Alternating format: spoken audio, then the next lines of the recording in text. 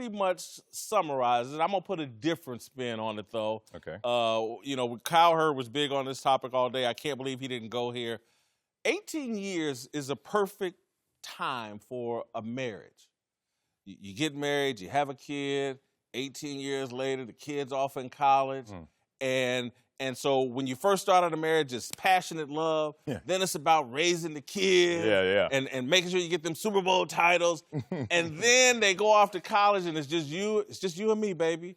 And both of you looking like, it's just you and me, that's it. That's all there is. Right, that's who you are? And you start thinking about, do I really want to do the next 25 with just me and you?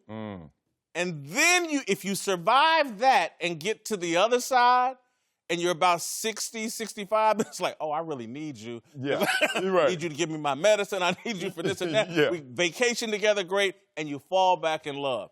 This just seems natural after 18 years. They looking at each other like, this is it? Yeah, man, it's funny. Let's run with this. This example is true because they're looking at each other like, who needs who? Who are you? And I think that full disclosure right now is being unveiled to the point where Tom Brady has learned who Bill Belichick really is at his core, and that's a control freak. I mean, this is a guy right now, as they both were going up the mountain. And people forget that Bill Belichick, in his first 6 seasons, 5 of them were losing seasons, in Cleveland mostly, and then gets to New England. Injury to Drew Bledsoe, obviously Tom Brady. Dun, dun, dun, dun. And everyone is looking at Bill Belichick still as one of the better coaches. Backstory, him and Bill Parcells have their issue. We think the issue is about the New York Jets and him departing suddenly.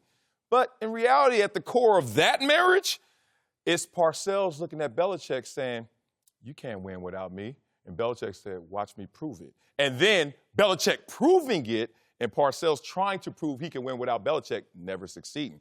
All that said, Tom Brady looks at his coach now and says, one day, I'm a GOAT. So they were perfect together, looking out for each other. Got your own parking space. Yeah, you got your privileges. You're a Super Bowl champion. You're Tom Brady.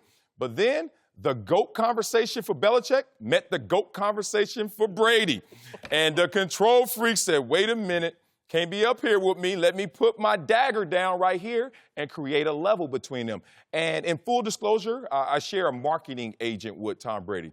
I can't blame my agent. I don't get the same deals as Tom Brady, obviously. But in full disclosure, Tom Brady just wanted to be treated like an 18-year Super Bowl champion GOAT that he is, and he gets undressed like he's not. I think you have said control freak is the issue. I think it's like in a marriage where I can deal with you being a control freak. That's you. I can't get that out of you.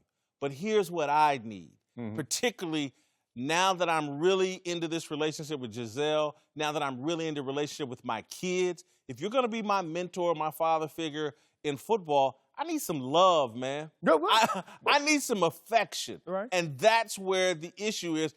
Bill Belichick just doesn't know how to show that love and affection. And Tom Brady, I've had it. He's in a space mentally through Alex Guerrero, through his wife, through his relationship with his kids. He wants to feel the love. I don't know. I disagree because he felt the love climbing up the mountain with Bill Belichick. And Jimmy Garoppolo felt the love without even climbing up the mountain. So Belichick, let's remove persona Belichick away from the man Belichick. As Ian Connor's book is going to explain to a lot of people, the dude has some gregarious personality traits that most people. Not enough for Brady. Not enough for Brady. Not enough for Brady, right. So this is why I say control freak. I'm not using it as a charged term. It's because of the control that you need in your environment, you stop short of showing that affection. You stop short of showing him that love that he properly deserves because you want to control the situation. That's why every single press conference, close to the vest. That is a powerful statement, and it backs up my high praise for him. I don't think it's a ridiculous statement.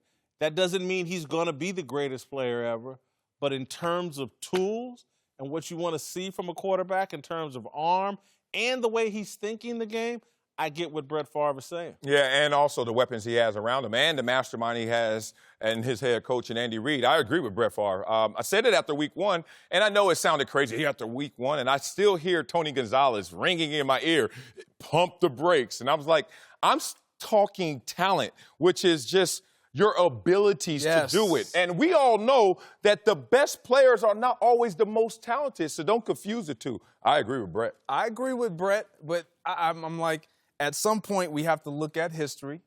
We had Deshaun Watson last year, came out the gate strong. Obviously, he's struggling a little bit this year. But we were high on Deshaun Watson, still high on Deshaun Watson. 2 years ago, Dak Prescott. Oh, my gosh, Dak Prescott is the new coming of Russell Wilson.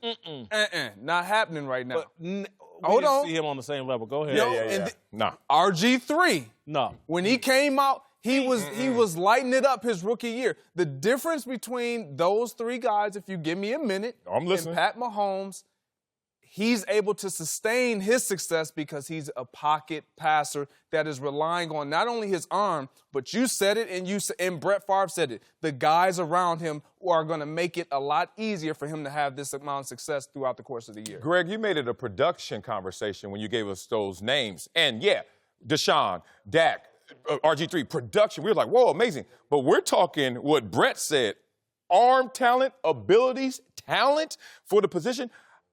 There's no way that anyone saw RG3 as having the same arm talent as Patrick Mahomes. Deshaun, no. And be real, never Dak. So I'm not clowning their performances. But their talent to be dual threats with the arm and their legs. Ability to be a dual threat. But this guy's higher because he is a surgeon in the pocket.